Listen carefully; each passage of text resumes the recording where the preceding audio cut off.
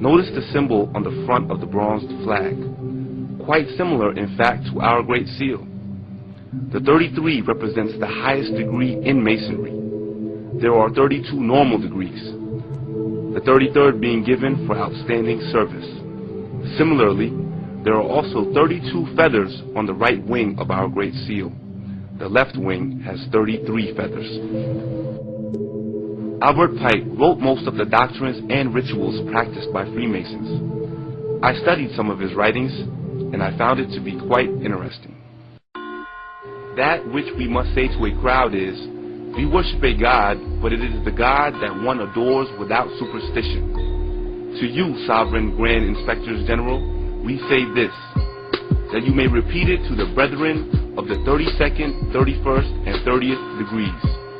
The Masonic religion should be, by all of us initiates of the high degrees, maintained in the purity of the Luciferian doctrine. But there's more. Yes, Lucifer is God, and unfortunately, Adonai is also God. For the eternal law is that there is no light without shade, no beauty without ugliness, no white without black. For the absolute can only exist as two gods, darkness being necessary to the statue and the brake to the locomotive. Now I want to take this time to point out that I'm not trying to make the case that all Freemasons are followers of the Luciferian doctrine. However, literature from high-ranking Freemasons tells another story. I tried to visit a few Masonic temples and ask them myself, yet they refused to speak with me on camera or on the subject in general. It may be the case that most Freemasons are just normal, God-fearing people.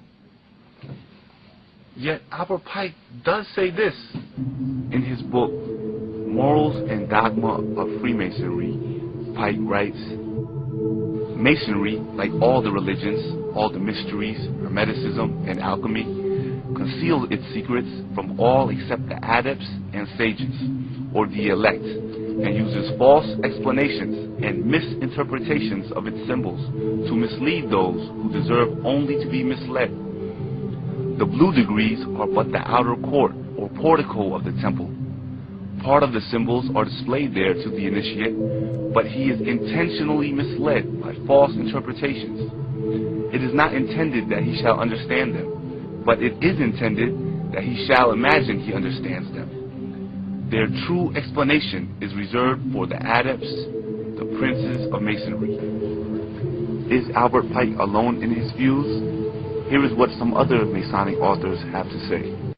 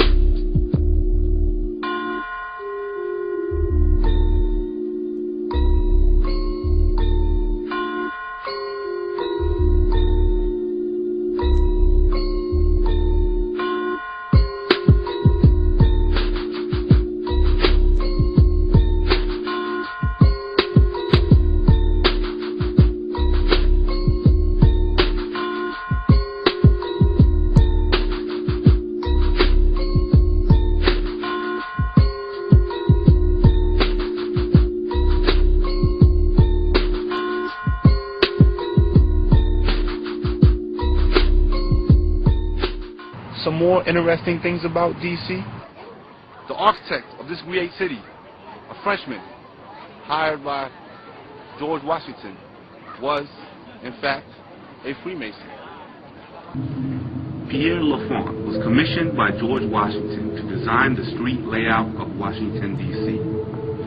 In his design, we find several symbols examining the city from an aerial photo taken from satellite. First, we can see a triangle, which forms a pyramid. If we place the eye on the pyramid, we see that it falls directly on the Supreme Council of Freemasonry 33rd degree temple.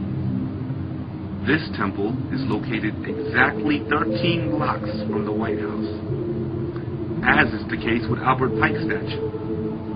A replica of this triangle can be inverted to form a 6-point star pointing directly down at the White House.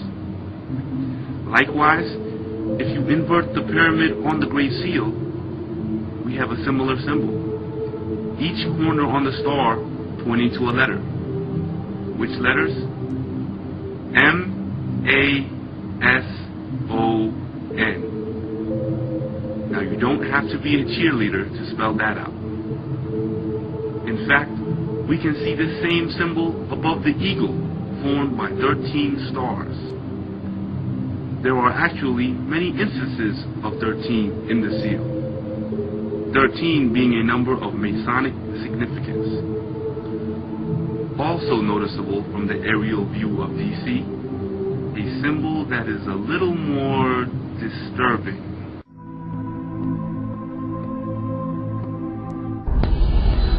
This force that's happening in the world is coming about all over. It's like resurgent atavism.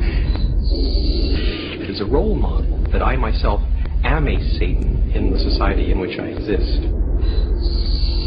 We are here, we're not going away, and Christianity and the Day of the Cross are done. Hail Satan! Hail Satan! The age of fire has begun.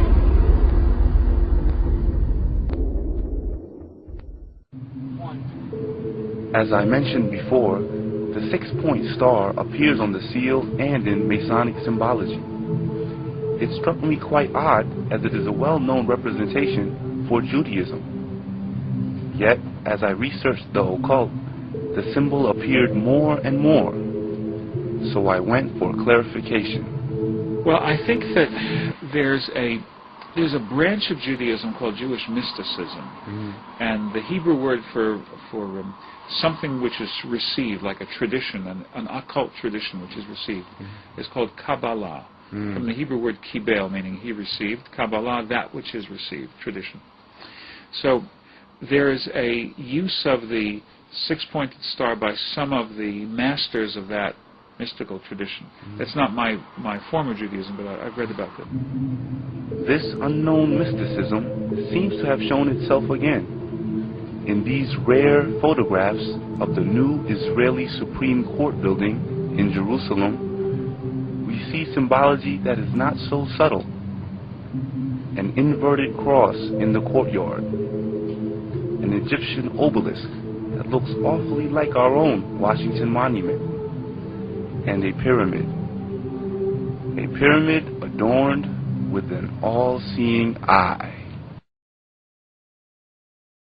Annuis Coeptis, the year of the inception, Novo Ordo Secularum, of the new order of the world. So they felt as if, almost like the Messiah had come, but not in a traditional sense, more in a deist sense. So I would say they combined the rationalism of the Enlightenment, but also some of its mystical side.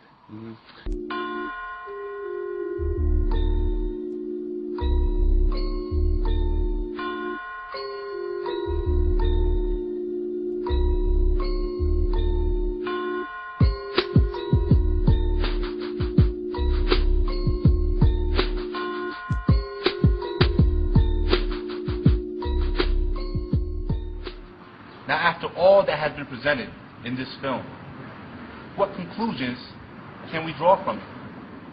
Well, that is up for you to decide, because I do not have all the answers. But we must not forget to ask the right questions. Now, some of you may be thinking that this is just another conspiracy theory. And to that, I disagree. Because how could it be a conspiracy when it's right here for everyone to see? Only that it's invisibly visible.